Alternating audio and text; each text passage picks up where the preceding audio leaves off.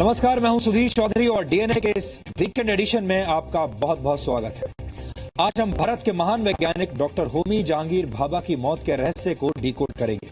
वर्ष 1966 में एक विमान हादसे में उनकी मौत हो गई थी और अब लगभग 50 वर्षों के बाद एक पर्वतारोही ने दुर्घटना वाली जगह पर कुछ मानव अवशेषों को ढूंढ निकाला है। इसी के साथ एक बार फिर से ये उम्मीद बंधी है कि शायद डॉक्टर भाभा की रहस्यमय मौत के बारे में पूरा सच दुनिया को पता चल जाएगा। डॉक्टर भाभा ने कहा था कि अगर उन्हें मौका मिले तो वो सिर्फ 18 महीने में परमाणु बम बना सकते हैं और यही बात दुनिया के शक्तिशाली देशों को चुभ रही थी। डॉक्टर भाभा की मौत एक ऐसा रहस्य है जिसकी परतें कभी खुल नहीं पाई। आज हम भारत के इस महान वैज्ञानिक की मौत से जुड़े कई तथ्य आपके सामने रखेंगे। कुछ दिनों पहले पाकिस्तान के प्रधानमंत्री नवाज शरीफ की कुर्सी भ्रष्टाचार की वजह से चली गई थी। पनामा पेपर लीक्स के मामले में नवाज शरीफ का राजनीतिक विकेट पाकिस्तान के पूर्व क्रिकेटर और नेता इमरान खान ने लिया था, लेकिन इस राजनीतिक कामयाबी की खुशी ज्यादा दिनों तक टिक नहीं पाई और अब खुद इमरान खान के लिए मुसीबतों का काउंटडाउन शुरू हो गया है। इमरान खान पर उन्हीं की पार्टी की एक महिला नेता ने अश्लील मैसेजेस भेजने के आरोप लगाए हैं। पाकिस्तान की पॉलिटिक्स में ये एक नया मोड़ है। नवाज शरीफ की कुर्सी छीनने के बाद ऐसा लग रहा था कि इमरान खान को चुनौती देने के लिए अब कोई नेता नहीं बचा है। उनकी छवि भी अच्छी है और इसलिए वो भविष्य में प्रधानमंत्री पद की कुर्सी तक पहुंच भी सकते हैं, लेकिन वक्त बदलते देर नहीं लगती। आज हम पाकिस्तान की चरित्रहीन राजनीति के साथ साथ इमरान खान का भी एक डीएनए टेस्ट करेंगे और आज हम आपकी ऑनलाइन आदतों को सुधारने की भी कोशिश करेंगे। अगर आप सार्वजनिक जगहों पर फ्री में इंटरनेट एक्सेस देने वाले वाईफाई का इस्तेमाल करते हैं और लापरवाही से इंटरनेट ब्राउजिंग करते हैं तो आपकी सभी निजी जानकारियां खतरे में हैं। हमारे पास एक रिसर्च है जिसके नतीजे बहुत चिंताजनक हैं। भारत में पब्लिक वाईफाई का इस्तेमाल करने वाले 96% लोग जागरूकता की कमी की वजह से अपनी तमाम निजी जानकारियों को खतरे में डाल देते हैं। ये आपकी ऑनलाइन जिंदगी से जुड़ी एक बहुत बड़ी खबर है। आज हम आपको बताएंगे कि आप अपने डेटा की ऑनलाइन सुरक्षा कैसे कर सकते हैं। लेकिन आज का डीएनए टेस्ट शुरू करने से पहले देखते हैं आज की तमाम बड़ी खबरें नॉनस्टॉप न्यूज में। वेंकैया नायडू देश के 13वें उपराष्ट्रपति होंगे। वेंकैया नायडू ने उपराष्ट्रपति चुनाव में विपक्ष के साझा प्रत्याशी गोपाल कृष्ण गांधी को हराया। उपराष्ट्रपति चुनाव में वेंकैया की जीत के बाद पीएम मोदी और बीजेपी अध्यक्ष अमित शाह समेत कई नेताओं ने उन्हें बधाई दी। तो संविधान के अनुसार जो उपराष्ट्रपति का दायित्व निभाते समय जो भी काम मुझे करना है उसको सही ढंग से,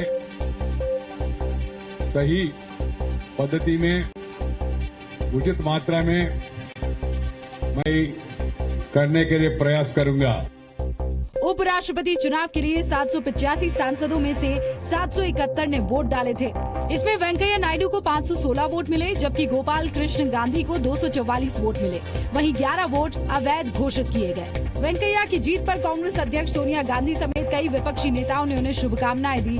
विपक्ष के उम्मीदवार गोपाल कृष्ण गांधी ने खुद के लिए वोट करने वाले सभी सांसदों का आभार जताया। मैं श्री वेंकैया नायडू गारू को अपनी बधाई देता हूँ। Congratulate him on his victory and wish him all the best. मौजूदा उपराष्ट्रपति हामिद अंसारी का कार्यकाल 10 अगस्त को खत्म हो रहा है। वेंकैया नायडू 11 अगस्त को उपराष्ट्रपति पद की शपथ लेंगे। जम्मू कश्मीर के सोपोर में सुरक्षा बलों ने जॉइंट ऑपरेशन में 3 आतंकियों को मार गिराया। मारे गए तीनों आतंकी लश्कर तैयबा से जुड़े थे, जिनमें से जवीद अहमद डार और आबिद अहमद मीर बारामूला के, जबकि तीसरा आतंकी पाकिस्तान का रहने वाला था। आज मारे गए तीनों आतंकियों समेत इस साल कश्मीर में अब तक 125 आतंकी मारे जा चुके हैं। हमने उन टेररिस्टों से दरखास्त करी कि आप लोग सरेंडर करिए, पर दरखास्त करने पर उन्होंने हमारे पर फायर खोल दिया और फिर हमने फायर का जवाब फायर से किया है और ये ऑपरेशन सुबह 6 बजे तक हमने तीनों टेररिस्ट को हमने खत्म कर दिया। शोपियां से ही आज हथियारों के साथ 3 आतंकियों को भी पकड़ा गया है, जिन्होंने सुरक्षा बलों से हथियार छीने थे।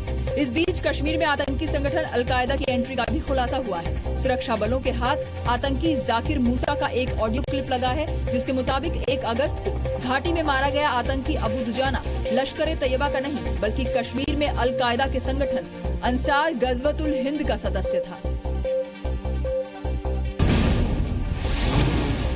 डोकलाम विवाद पर चीन की मीडिया के हवाले से एक बार फिर भारत को धमकी दी गई है।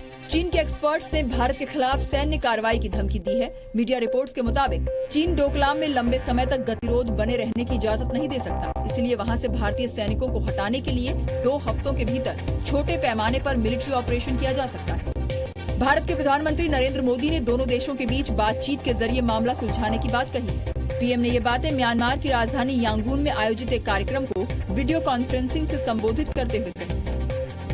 Societies across the world are facing several questions today. How to avoid conflict? How to address a global challenge like climate change? What lessons do Asian values and democracy hold for the world? एक दिन पहले चीन के counsellor general मा झानगू ने भी दोनों देशों के बीच बातचीत की वकालत की थी। On the whole, the exchanges and cooperation between China and India would contribute to the overall atmosphere of the relationship. Terror funding मामले में गिरफ्तार अलगाववादियों से एक तरफ एनआईए पूछताछ कर रही है, वहीं एक के बाद एक नए खुलासे हो रहे हैं। ताजा खुलासा आतंकियों की उस लिस्ट को लेकर है जो एनआईए छापेमारी के दौरान अलगाववादी मीरवाइज उमर और शाहिदुल इस्लाम के घर से मिली है। एनआईए ने अलगाववादियों के घर से 158 आतंकवादियों की लिस्ट बरामद की, जिसमें इस बात का जिक्र है कि किस जिले में कितने और किस संगठन के आतंकी हैं। इन सभी आतंकियों की पूरी जानकारी अलगाववादियों के पास रहती थी। इससे पहले टेरर फंडिंग मामले में अलगाववादियों की करोड़ों की संपत्ति का भी खुलासा हुआ था, जिसकी जांच चल रही है। गुजरात के बनासकांठा में कांग्रेस उपाध्यक्ष राहुल गांधी की गाड़ी पर हुए हमले के विरोध में कांग्रेस ने आज देश में कई जगहों पर प्रदर्शन किया। देश के अलग अलग हिस्सों में सड़क पर उतरे कांग्रेस के कार्यकर्ताओं ने सरकार के खिलाफ नारेबाजी की और आरोपियों के खिलाफ कार्रवाई की मांग की। बिल्कुल है तो प्लान करके आयोजन करके ये किया गया है। हमला करने वालों को मन में बिल्कुल ऐसा ही है कि हमको कुछ नहीं होने वाला है। राहुल गांधी ने खुद पर हुए हमले को मोदी और बीजेपी आरएसएस की राजनीति का नतीजा बताया। कल की घटना में इतना बड़ा पत्थर बीजेपी के वर्कर ने मेरी ओर मारा, मेरे पीएसओ को लगा। मोदी जी और बीजेपी आरएसएस का राजनीति का तरीका है और क्या कह सकते हैं। मुंबई में प्रदर्शन कर रहे कई कांग्रेसी नेताओं को पुलिस ने हिरासत में लिया, जिसके बाद उन्हें छोड़ दिया गया। पिछले कई दिनों से महाराष्ट्र के गृह निर्माण मंत्री प्रकाश मेहता के इस्तीफे पर अड़ी कांग्रेस के कार्यकर्ता आज सड़कों पर उतरे। मुंबई में कांग्रेस नेता संजय निरुपम की अगुवाई में कांग्रेस कार्यकर्ताओं ने प्रकाश मेहता के घर के बाहर प्रदर्शन किया। महाराष्ट्र के गृह निर्माण मंत्री प्रकाश मेहता रोज एक नए घोटाले में पकड़े जा रहे हैं। उन्होंने बिल्डरों की दलाली करते हुए लगभग 500 से 700 करोड़ रुपए का फायदा पहुंचाने का, बिल्डर को पहुंचाने का एक काम किया है। प्रकाश मेहता पर दक्षिण मुंबई के तारदेव में एसआरए प्रोजेक्ट में एक नामी बिल्डर को फायदा पहुंचाने का आरोप है और सीएम मामले की जांच के आदेश दे चुके हैं। इस बीच सूत्रों के हवाले से खबर ये है कि विपक्ष के बढ़ते दबाव के बाद सीएम प्रकाश मेहता से इस्तीफा मांग सकते हैं।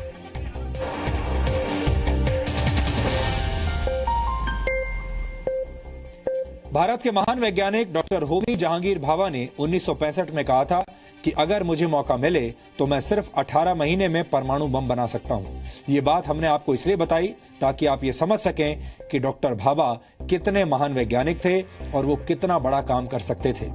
वर्ष 1966 में फ्रेंच एल्प्स के मॉन्ट ब्लांc में एक विमान हादसे में डॉक्टर भाभा की मौत हो गई थी और अब लगभग 50 वर्षों के बाद एक पर्वतारोही ने उसी जगह पर कुछ मानव अवशेषों को ढूंढ निकाला है। अब देश की जनता को एक बार फिर से ये उम्मीद बंधी है कि शायद डॉक्टर भाभा की मौत के रहस्य से पर्दा उठ सके। आमतौर पर यह माना जाता है कि देश की रक्षा करते हुए बलिदान देना ही शहादत होती है, लेकिन हमें लगता है कि हमारे देश के वैज्ञानिक भी जब देश की सुरक्षा में कोई बड़ी खोज करना चाहते हैं, देश की सुरक्षा के लिए कुछ करना चाहते हैं, तो उनकी जान पर भी खतरा मंडराने लगता है। वो दुश्मन देशों के निशाने पर आ जाते हैं और डॉक्टर होमी जहांगीर भाभा के बारे में ऐसा माना जाता है कि उन्हें इसीलिए मारा गया क्योंकि वो परमाणु ऊर्जा में एक बहुत बड़ा शोध करना चाहते थे। आज देश को यह पता होना चाहिए कि आखिर डॉक्टर भाभा की मौत का सच क्या है।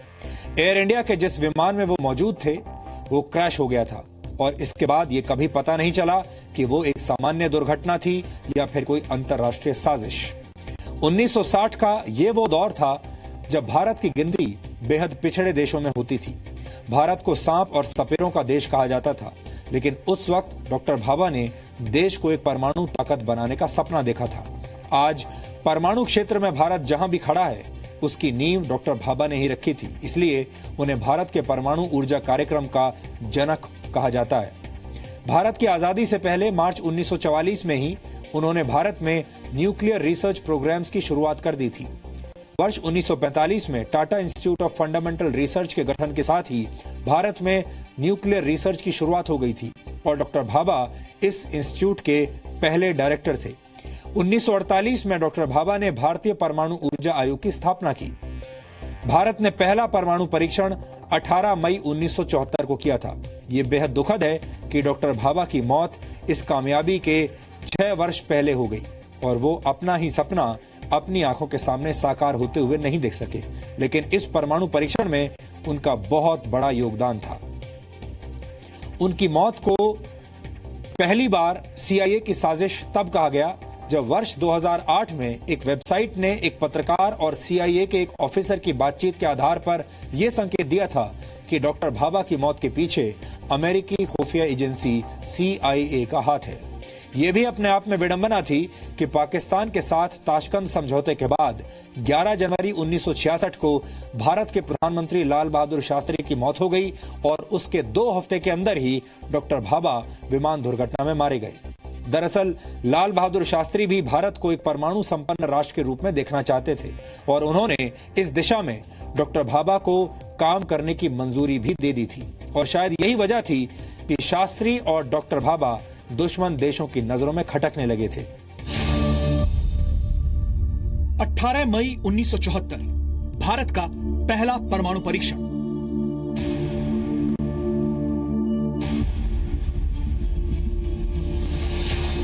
11 मई 1998 भारत का दूसरा परमाणु परीक्षण।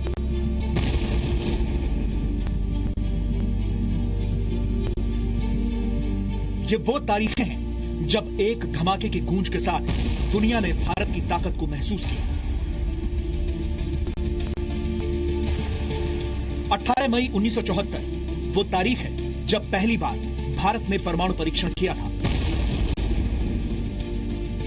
लेकिन भारत के वो महान वैज्ञानिक जिन्होंने भारत को परमाणु शक्ति संपन्न बनाने का ख्वाब देखा और भारत की परमाणु तकनीक की नींव रखी, वो 6 साल पहले ही दुनिया को छोड़ चुके थे।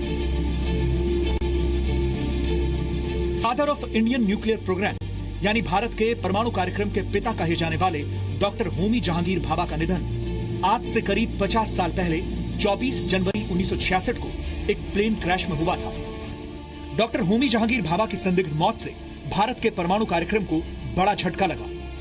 माना जाता है कि कुछ विदेशी ताकतें ये नहीं चाहती थी कि भारत परमाणु तकनीक में विकास करे, इसीलिए एक साजिश के तहत डॉक्टर होमी जहांगीर भाभा को प्लेन क्रैश में मरवा दिया गया। प्लेन क्रैश की इस उलझी हुई गुत्थी को सुलझाने के लिए हमें यह जानना होगा कि आखिर 24 जनवरी 1966 को हुआ क्या था। 24 जनवरी 1966 को एयर इंडिया बोइंग 707 विमान बॉम्बे से रवाना हुआ।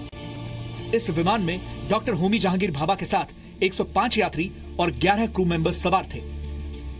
विमान को बॉम्बे से दिल्ली, फिर बेरूत और जेनेवा से होते हुए ऑस्ट्रिया की राजधानी वियना पहुंचना था, जहां डॉक्टर होमी जहांगीर भाभा को एक सम्मेलन में हिस्सा लेना था।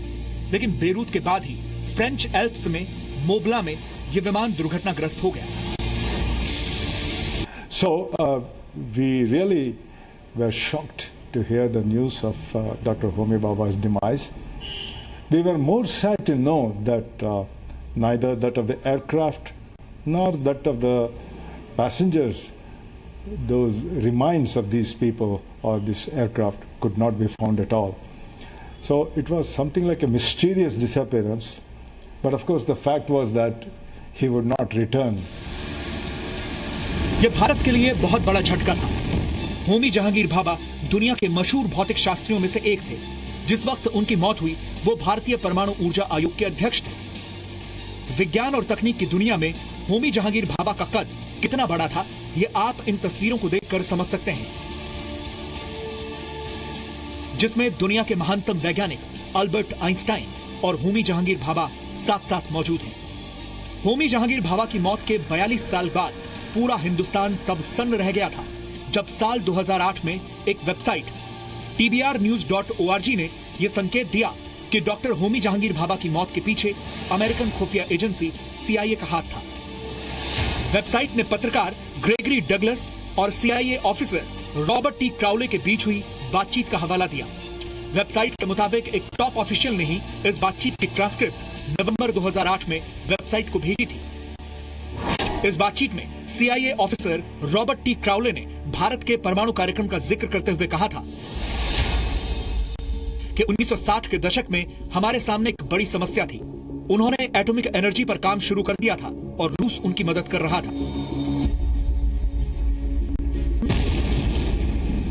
अगर यह दावा सही है तो इसका मतलब यह है कि परमाणु तकनीक में भारत की बढ़ती ताकत से अमेरिका की खुफिया एजेंसी CIA परेशान थी। वेबसाइट के मुताबिक इसके बाद CIA officer Robert T Crowley ने बिना नाम लिए ही होमी जहांगीर भाभा के बारे में कहा कि मुझ पर विश्वास करो, वो बहुत ज्यादा खतरनाक थे और एक दुर्भाग्यपूर्ण दुर्घटना का शिकार हो गए। हमें और ज्यादा परेशान करने के लिए उन्होंने वियना के लिए उड़ान भरी थी, लेकिन उनके विमान के कार्गो में रखे बम में विस्फोट हो गया। इस बातचीत के बाद बड़ा सवाल यह उठता है कि क्या जिस विमान में होमी जहांगीर भाभा सफर कर रहे थे उसको क्रैश करवाने में CIA का हाथ था? इस सवाल का जवाब अब तक नहीं मिल सका है। अगर हम उन दिनों के हालात पर गौर करें तो दुनिया दो हिस्सों में बंटी हुई थी। दुनिया के ज्यादातर देश या तो अमेरिका के पाले में थे या फिर सोवियत संघ के, और इस बात से इनकार नहीं किया जा सकता कि हिंदुस्तान सोवियत संघ के ज्यादा करीब था।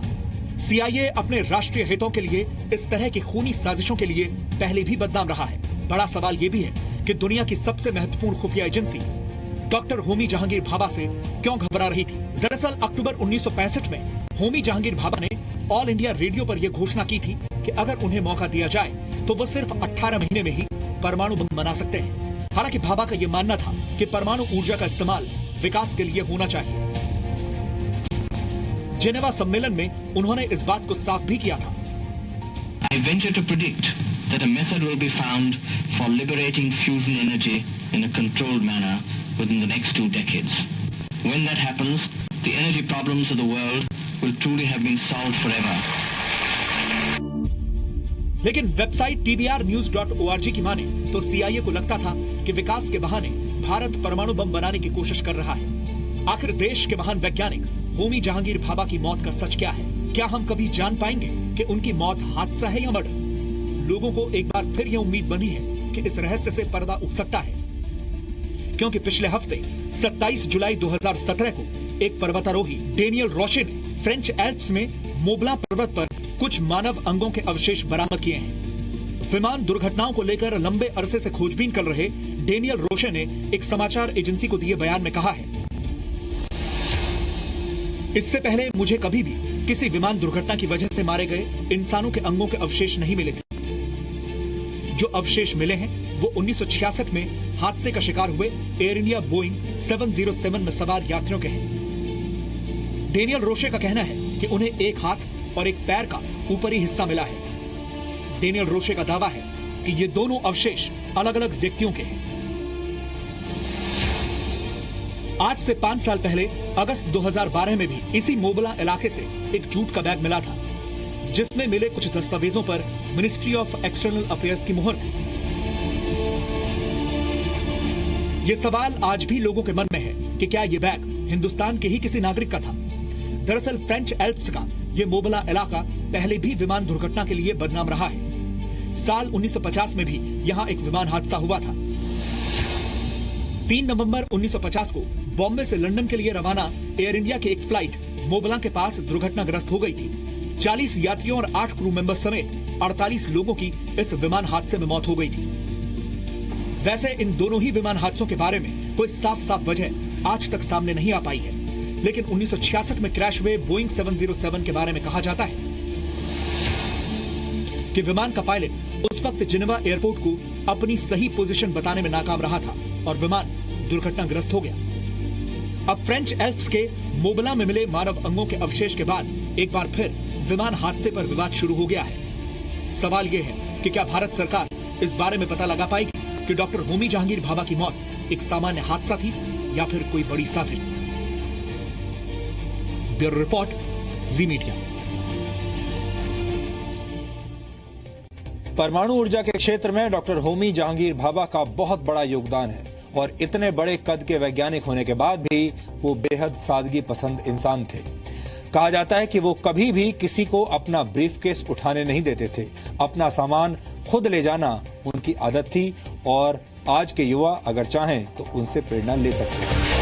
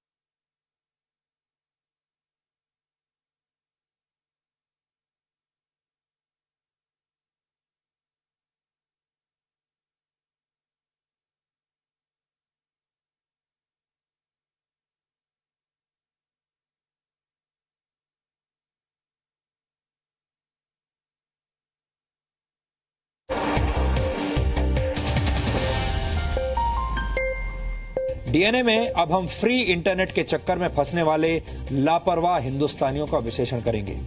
सार्वजनिक स्थलों पर आपने जेब कतरों से सावधान रहने वाली नसीहतें कई बार देखी और सुनी होंगी, लेकिन आज हम आपको सार्वजनिक स्थलों पर घूमने वाले इंटरनेट के जेब कतरों के बारे में बताएंगे।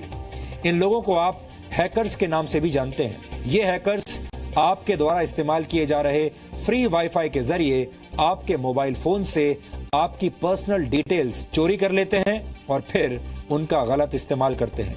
ये डिटेल्स आपके बैंक अकाउंट, पर्सनल ईमेल या सोशल मीडिया अकाउंट से जुड़े हो सकते हैं। आपके निजी पिक्चर्स यानी निजी फोटो, वीडियो और पासवर्ड्स भी इसी तरह हैक किए जा सकते हैं। एक सॉफ्टवेयर कंपनी की नई रिपोर्ट के मुताबिक भारत के 96% लोग पब्लिक वाईफाई का इस्तेमाल करते हुए अपनी पर्सनल इंफॉर्मेशन को खतरे में डाल देते हैं। 73% लोग बिना सोचे समझे अपने डॉक्यूमेंट्स या फोटोज शेयर कर लेते हैं। पब्लिक वाईफाई का इस्तेमाल करने वाले ये लोग अनसेफ यूजर बिहेवियर की कैटेगरी में आते हैं, यानी भारत में रहने वाले लोगों को अगर मुफ्त में वाईफाई मिल जाए तो फिर वो इसके लिए अपनी कोई भी निजी जानकारी आसानी से देने के लिए तैयार हो जाते हैं और इससे जुड़े किसी भी खतरे की परवाह नहीं करते, क्योंकि उन्हें फ्री वाईफाई हर कीमत पर चाहिए। भारत में इंटरनेट का इस्तेमाल करने वाले लोगों की संख्या बहुत तेजी से बढ़ रही है, जो हमारी अर्थव्यवस्था के लिए एक बहुत शुभ संकेत है, अच्छा संकेत है। लेकिन एक कड़वा सच ये भी है कि हमारे देश में साइबर क्राइम्स तेजी से बढ़ रहे हैं। एनसीआरबी के मुताबिक वर्ष 2015 में भारत में 11,592 साइबर क्राइम्स के केस दर्ज हुए। इनमें करीब 4,900 केस वित्तीय मामलों से जुड़े हुए थे। इन साइबर अपराधों को अंजाम देने के लिए 1,622 हैकर्स का इस्तेमाल किया गया। साइबर क्राइम के जितने भी मामले भारत में होते हैं, उनके पीछे एक बहुत बड़ी वजह यह है कि भारत के लोग अपनी ऑनलाइन सुरक्षा के प्रति बहुत लापरवाह हैं और जागरूक तो बिल्कुल भी नहीं है। और यही वजह है कि आज हमने इस खबर को प्राथमिकता दी है। आज के जमाने में इंटरनेट एक महासागर बन चुका है, जिसमें दुनिया का हर व्यक्ति डुबकी लगाना चाहता है। भारत में भी फ्री वाईफाई नेटवर्क की सुविधा तेजी से बढ़ रही है। वर्ष 2018 तक 400 रेलवे स्टेशंस को वाईफाई से जोड़ने का लक्ष्य रखा गया है। भारत में अब तक देश के 140 रेलवे स्टेशंस पर वाईफाई की सुविधा उपलब्ध करा दी गई है और इन स्टेशनों पर हर महीने 65 लाख लोग फ्री वाईफाई की सुविधा इस्तेमाल कर रहे हैं। भारत में अब तक 31,518 वाईफाई हॉटस्पॉट्स लगाए जा चुके हैं, जिनसे रोजाना 47,27,000 लोग इंटरनेट एक्सेस कर सकते हैं। इसके मुकाबले फ्रांस में वाईफाई हॉटस्पॉट्स की संख्या 1,30,00,000 है, जबकि अमेरिका में यह संख्या 98 लाख है। सोशल मीडिया के इस दौर में वाईफाई हॉटस्पॉट्स और फ्री वाईफाई का महत्व बहुत बढ़ गया है। भारत में भी फ्री वाईफाई लोगों के सामाजिक अधिकारों का एक हिस्सा बन गया है, लेकिन फ्री वाईफाई के चक्कर में अगर आपने जरा सी लापरवाही कर दी तो फिर आपका बहुत बड़ा नुकसान हो सकता है। इंटरनेट के जमाने में डेटा बहुत कीमती चीज है और इसकी चोरी आपको बहुत महंगी पड़ सकती है। आपके ऑनलाइन जीवन को सुरक्षित बनाने के लिए हमने एक वीडियो विश्लेषण तैयार किया है। इसमें हम एक्सपर्ट्स की मदद से आपको वो तरीके भी बताएंगे जिनसे आपका ऑनलाइन जीवन चिंता मुक्त हो सकता है। फ्री वाईफाई वाले जेब कतरों से सावधान। सोशल मीडिया पे जो भी मतलब व्हाट्सएप वगैरह ये सब पे जितनी वीडियो वगैरह डाउनलोड करना होता है सब कर लेते हैं, तो इसी से वाईफाई से करना होता है। यात्री अपने डेटा की सुरक्षा स्वयं करें।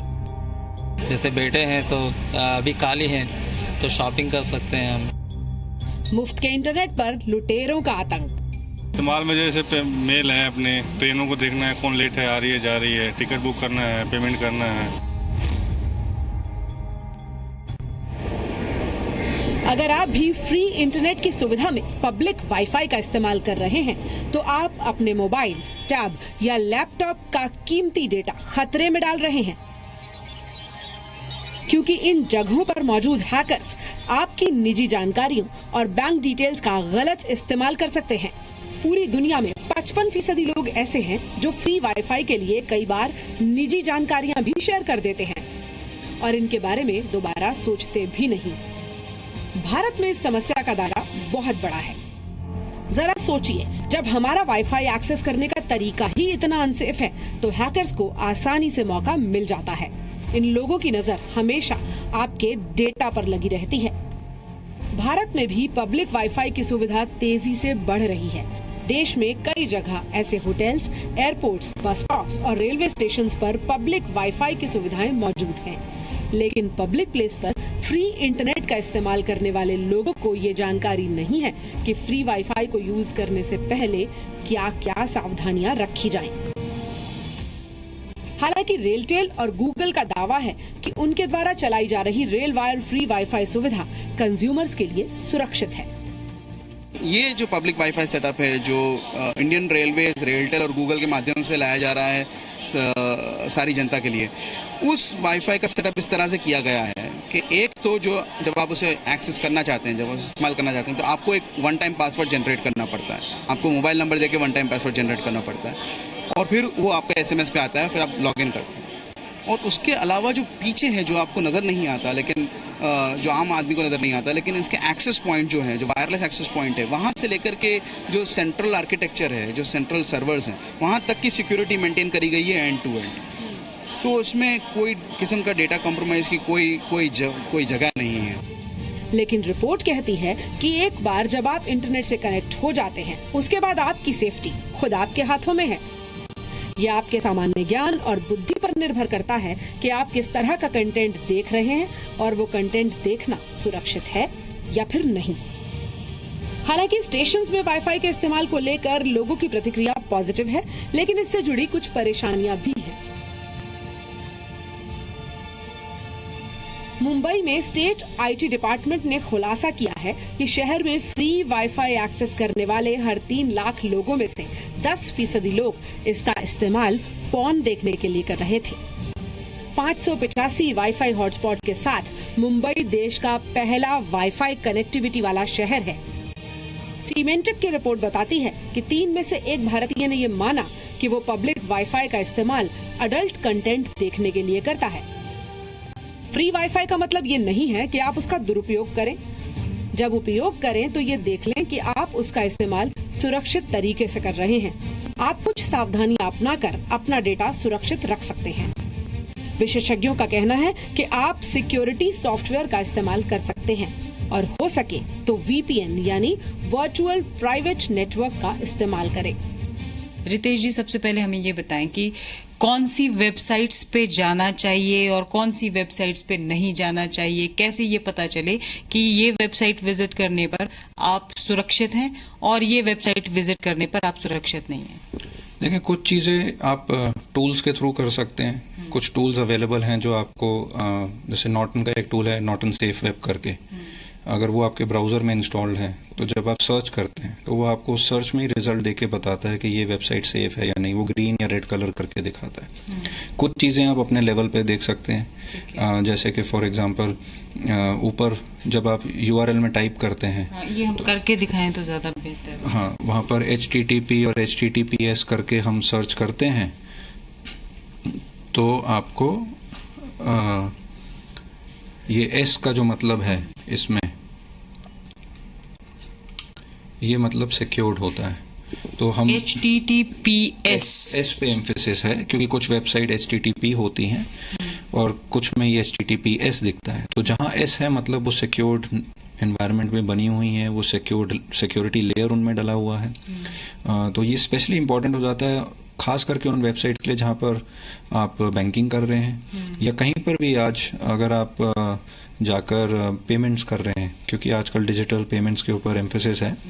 अगर पेमेंट की साइट पर S नहीं है तो वहाँ पर रिस्क बहुत ज़्यादा है कि आपका जो क्रेडिट कार्ड की क्रेडेंशियल्स हैं, आपके पासवर्ड हैं, वो लीक हो सकते हैं। पब्लिक वाईफाई पर कम से कम पर्सनल इंफॉर्मेशन शेयर करें। कई डिवाइसेस को इस तरह से प्रोग्राम किया जाता है कि वो दूसरे डिवाइस से ऑटोमेटिकली कनेक्ट हो जाते हैं। आपको ऐसा करने से बचना है। जरा सी सावधानी से आप खुद को हैकर्स से बचा सकते हैं। लेकिन अब सवाल ये भी है कि क्या सारी जिम्मेदारी सिर्फ आपकी है? क्या सर्विस प्रोवाइडर की जिम्मेदारी तय नहीं होनी चाहिए? दूसरे पटल पर मैं मानता हूं कि जो सर्विस प्रोवाइडर्स हैं उनकी जिम्मेवारी भी होनी चाहिए।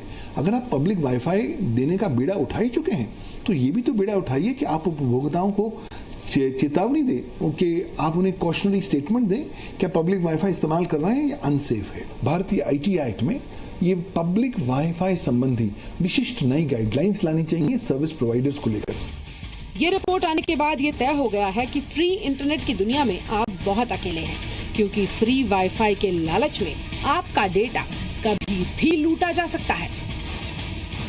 जाहिर है जब इतने बड़े स्तर पर पब्लिक वाईफाई की सुविधा दी जा रही है और सरकार इसमें खुद भागीदारी कर रही है तो सर्विस प्रोवाइडर और संबंधित सरकारी एजेंसियों की भी जिम्मेदारी तय होनी चाहिए, इससे जुड़ी गाइडलाइंस होनी चाहिए। लेकिन अगर हमें आज और अभी से खुद को सुरक्षित करना है तो सबसे पहले हमें अपनी जिम्मेदारी तय करनी होगी। निवृत्ति मोहन, जी मीडिया, दिल्ली। सबसे बड़ा विरोधाभास यह है कि एक तरफ हमारे देश के सुप्रीम कोर्ट में राइट टू प्राइवेसी पर बहस हो रही है, जबकि दूसरी तरफ हमारे ही देश के आम लोग फ्री वाईफाई का इस्तेमाल पूरी लापरवाही से कर रहे हैं और अपनी तमाम निजी जानकारियां बड़ी आसानी से शेयर कर रहे हैं। हम एक ऐसे देश में रहते हैं जहां अगर लोगों को सिर्फ 1 GB का मोबाइल डेटा भी मुफ्त में मिल जाए तो वो अपनी सभी निजी जानकारियां बड़े आराम से मोबाइल सर्विस कंपनियों को देने के लिए तैयार हैं और दे भी रहे हैं। हमने अपनी निजी जानकारियां तमाम सोशल नेटवर्किंग साइट्स और कंपनियों की तिजोरियों में रखी हुई हैं। कई ऑनलाइन शॉपिंग कंपनियों के पास भी हमारी निजी जानकारियां मौजूद हैं। एक मोबाइल सर्विस कंपनी ने पिछले वर्ष जब फ्री में सिम कार्ड और अनलिमिटेड मोबाइल डेटा का ऑफर दिया था और बदले में आधार कार्ड के डिटेल्स मांगे थे तो हमारे देश के करोड़ों लोग लंबी लंबी लाइनों में लग गए और उन्होंने अपनी तमाम निजी जानकारियां बिना कोई सवाल पूछे दे दी थी। तब किसी ने भी ये सवाल नहीं उठाया कि उनकी प्राइवेसी का क्या होगा। यानी अगर कुछ मुफ्त में मिल रहा हो तो हमारे देश के लोगों को अपनी निजी जानकारियां देने में कोई समस्या नहीं है और यही सबसे बड़ी समस्या है।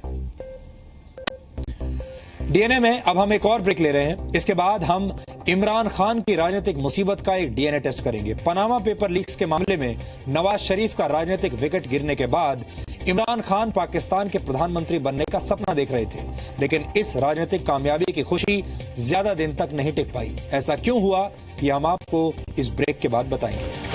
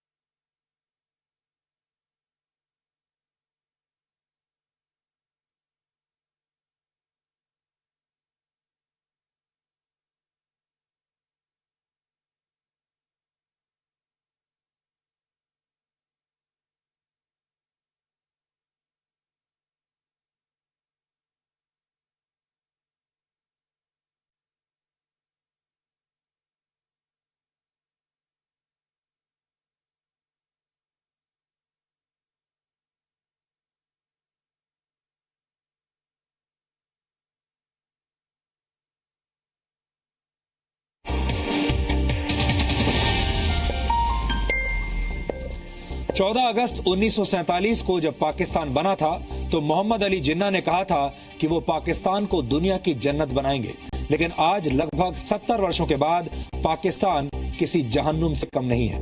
पाकिस्तान की गिनती आज दुनिया के फेल्ड स्टेट्स यानी विफल देशों में होती है और इसके पीछे सबसे बड़ा कारण है वहां की राजनीति का असफल हो जाना। कुछ दिनों पहले नवाज शरीफ की प्रधानमंत्री की कुर्सी भ्रष्टाचार की वजह से चली गई थी।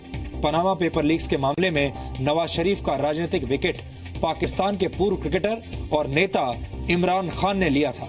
लेकिन इस राजनीतिक कामयाबी की खुशी ज्यादा दिन तक टिक नहीं पाई, क्योंकि ऐसे आरोप हैं कि इमरान खान के अंदर का प्लेबॉय एक बार फिर से बाहर आ गया है। इमरान खान पर उन्हीं की पार्टी की एक महिला नेता ने अश्लील मैसेजेस भेजने के आरोप लगाए हैं। इस महिला नेता का नाम आयशा गुलालई है। वो दक्षिण वजीरिस्तान से पाकिस्तान की नेशनल असेंबली की सदस्य भी थी।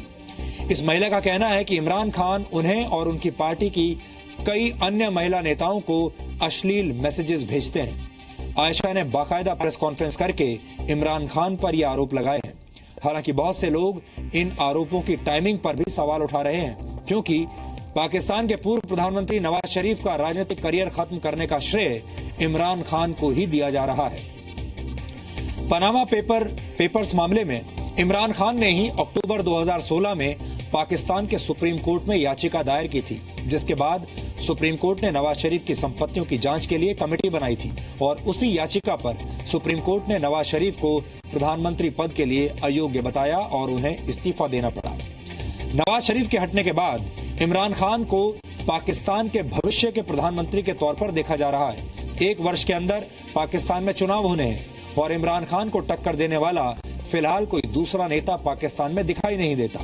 नवाज शरीफ का राजनीतिक विकेट लेने के बाद इमरान खान की छवि बहुत अच्छी बनी हुई थी। पाकिस्तान की राजनीति में उनका कद पहले के मुकाबले बढ़ गया था, लेकिन अब उन पर ऐसे आरोप लगे हैं जिनसे इमरान का नुकसान होना तय है। क्या पाकिस्तान में कोई ऐसा नेता है जो ना तो भ्रष्टाचारी हो और ना ही जिसके चरित्र पर उंगलियां उठती हों?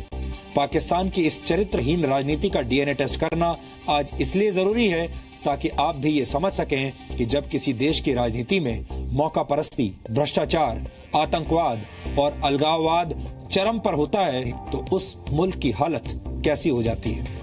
एक आदमी जो आपके मुल्क का वज़ीर आज़म हो सकता है कि बने, ये आपके मुल्क का लीडर बनने जा रहा है। पीटीआई की खवातीन से पूछे कि उसका रवैया कैसा है उनके साथ, ये उसके टोले का रवैया कैसा है। पाकिस्तान एक ऐसा मुल्क जो ख्वाबों की दुनिया में जीता है।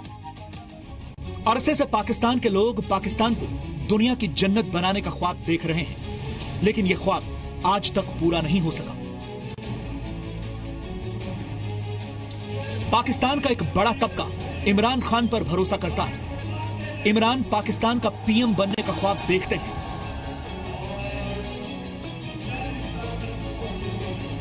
और इसके लिए उन्होंने पाकिस्तान की जनता को कई तरह के ख्वाब भी दिखाए हैं। लेकिन हर ख्वाब की तरह पाकिस्तान का यह ख्वाब भी दम तोड़ता नजर आ रहा है, क्योंकि जिस इमरान खान को पाकिस्तान की आवाम अपना हीरो मानती है, जिस पर आज के दौर में वो सबसे ज्यादा यकीन कर रही है, उसी इमरान खान पर एक महिला नेता ने मोबाइल पर अश्लील मैसेज भेजने का संगीन आरोप लगाया है। करतूत इनके बहुत सारे हैं। उन करतूतों में से एक करतूत ये है कि ये जिस तरीके से टेक्स्ट मैसेजेस भेजते हैं गलत, और भी बहुत सारे काम जिस तरीके से ये खवातीन और लड़कियों की जो इज्जतें हैं, इज्जतदार खवातीन की जो इज्जतें हैं, वो इस पार्टी में मैं आपको बताना चाह रही हूँ कि वो महफूज नहीं है। इमरान खान के हाथों और इमरान खान के इर्द गिर्द जो उनका टोला है। मुझे टेक्स्ट मैसेज पहला जो मिला वो अक्टूबर 2013 में मिला,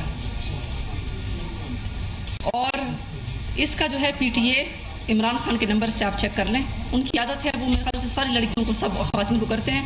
मैसेजेस में ऐसे अल्फाज थे कि वो किसी की गैरत बर्दाश्त नहीं कर सकती। पनामा पेपर्स मामले में नवाज शरीफ के इस्तीफे के बाद पाकिस्तान में लोग इमरान खान पर कुछ इसी तरह भरोसा कर रहे थे। पाकिस्तान की काली सियासत में इमरान को उजाले की तरह देखा जा रहा था, लेकिन अब आयशा गुलालई के आरोपों ने इमरान खान की इज्जत को सरेआम उछाल दिया है। पाकिस्तान की मीडिया में इमरान खान के चरित्र का विश्लेषण कोई पहली बार नहीं हो रहा। इमरान पाकिस्तान कहे जाने वाले मुल्क के नेता हैं, लेकिन उनके किस्से लंबे अरसे से देश दुनिया के अखबारों में सुर्खियां बटोरते रहे हैं। Christine Baker, Susanna Constantine, Goldie Hawn और सीता वाइट जैसी और भी कई लड़कियां हैं जिनसे इमरान के अफेयर्स की चर्चा होती है। इमरान खान की रंगीन तबीयत के किस्से इंटरनेशनल हैं। कई मुल्कों की सुंदरियों से रिश्तों के चलते इमरान पूरी दुनिया में सुर्खियां बटोरते रहे हैं, लेकिन इमरान ने कभी भी बदनामी की फिक्र नहीं की। मुसीबत इमरान के गले तब पड़ी जब साल 1997 में उनका पैटर्निटी टेस्ट हुआ। इमरान की प्रेमिका सीता वाइट ने साल 1992 में एक बेटी को जन्म दिया था। पहले तो इमरान ने इसे अपनी बेटी मानने से ही इनकार कर दिया, लेकिन 1997 में पैटर्निटी टेस्ट से यह बात साबित हो गई कि वो सीता वाइट की बेटी के पिता हैं, और आखिरकार मजबूर होकर इमरान ने सीता वाइट की बेटी ताइरियन को अपनाया। पाकिस्तान के पूर्व प्रधानमंत्री बेनजीर भुट्टो के साथ भी इमरान के संबंधों को लेकर चर्चा होती है। द बायोग्राफी इमरान खान में क्रिस्टोफर सैनफोर्ड ने लिखा है कि साल 1975 के दौरान इमरान और बेनजीर ऑक्सफोर्ड यूनिवर्सिटी में पढ़ाई कर रहे थे। उस समय बेनजीर भुट्टो की उम्र 21 साल थी। बेनजीर और इमरान खान दोनों बेहद करीब थे, लेकिन कुछ वजहों से ये रिलेशनशिप निकाह में नहीं बदल पाया। वर्ष 2009 में जब इसका खुलासा हुआ तो पाकिस्तान की राजनीति में नया बवंडर खड़ा हो गया।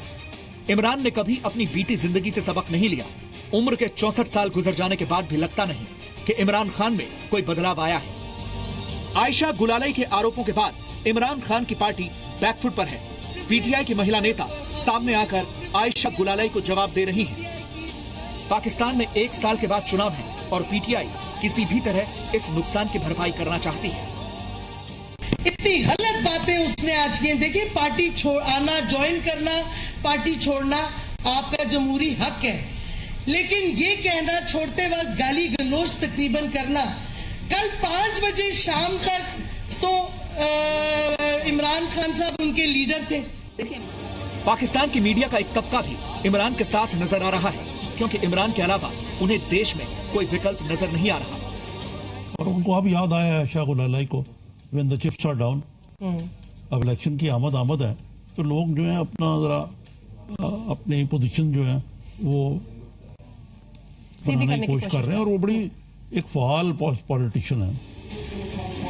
इमरान की जिंदगी में रिश्तों की अहमियत कितनी है ये आप इस बात से समझ सकते हैं कि वो 2 बार निकाह कर चुके हैं।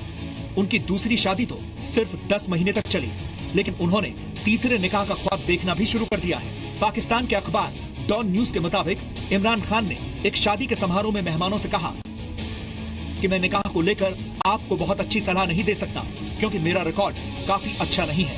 शायद तीसरी बार मैं भाग्यशाली रहूं। इमरान खान की पहली शादी 1995 में हुई थी, जब उन्होंने एक Anglo French billionaire sir James Goldsmith की बेटी जमीमा से शादी की थी। इमरान से निकाह करने के बाद जमीमा ने इस्लाम कबूल कर लिया, लेकिन राजनीति में व्यस्त होने का और परिवार पर ध्यान नहीं देने का आरोप लगाकर जमीमा ने साल 2004 में इमरान से अपना नाता तोड़ लिया। जल्द ही इमरान खान की जिंदगी में एक और महिला ने कदम रखा। पेशे से न्यूज प्रेजेंटर रेहम खान के साथ इमरान की नजदीकियों की चर्चा पहले से थी, और साल 2015 के जनवरी महीने में वो इमरान के साथ रिश्ते में बंध गए, लेकिन यह रिश्ता 10 महीने भी नहीं चल सका और तलाक हो गया। रेहम और इमरान के तलाक को पाकिस्तान के मीडिया ने खूब भुनाया।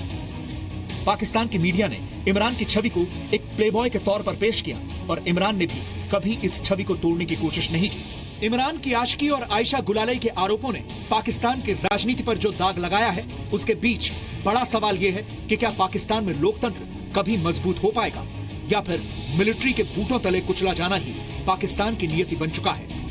ब्यूरो रिपोर्ट, जी मीडिया।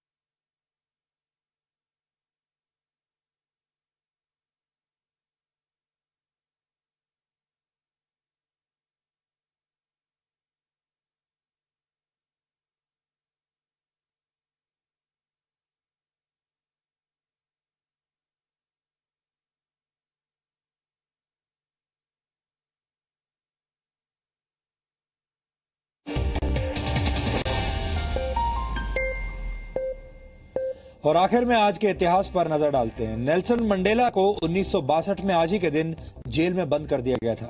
नेल्सन मंडेला को रंग भेद नीति के खिलाफ लड़ाई लड़ने वाला दुनिया का सबसे बड़ा नेता माना जाता है।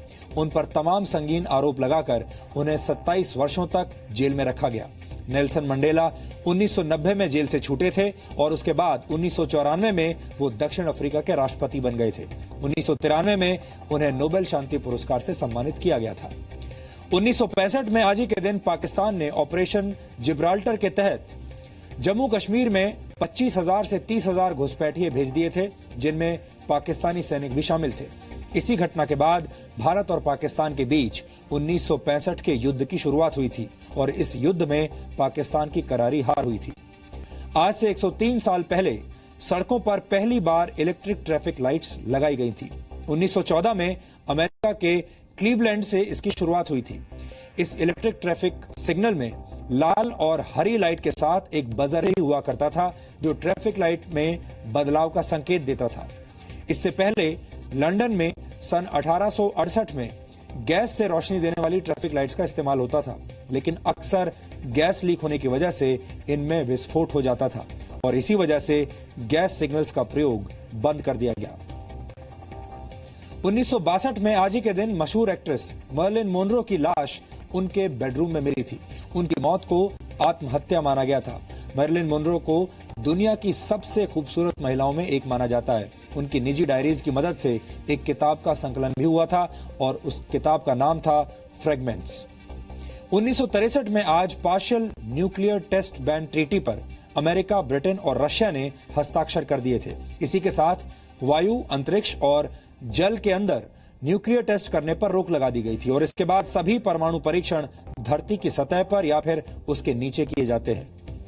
चांद पर कदम रखने वाले पहले इंसान नील आर्मस्ट्रांग का जन्म आज ही के दिन 1930 में हुआ था। अंतरिक्ष यात्री बनने से पहले नील आर्मस्ट्रांग यूएस नेवी में ऑफिसर थे और उन्होंने कोरियन युद्ध में हिस्सा लिया था। खास बात यह है कि 16 साल की उम्र में ड्राइवर्स लाइसेंस मिलने से पहले नील आर्मस्ट्रांग को स्टूडेंट फ्लाइट सर्टिफिकेट मिल गया था। आज वर्ष 2000 में भारतीय क्रिकेट के दिग्गज खिलाड़ी लाला अमरनाथ का निधन हुआ था। लाला अमरनाथ ने 1933 में इंग्लैंड के खिलाफ टेस्ट मैच में सेंचुरी लगाई थी। ये पहला मौका था जब किसी भारतीय क्रिकेटर ने टेस्ट सेंचुरी लगाई थी और ये लाला अमरनाथ के क्रिकेट करियर का पहला मैच था।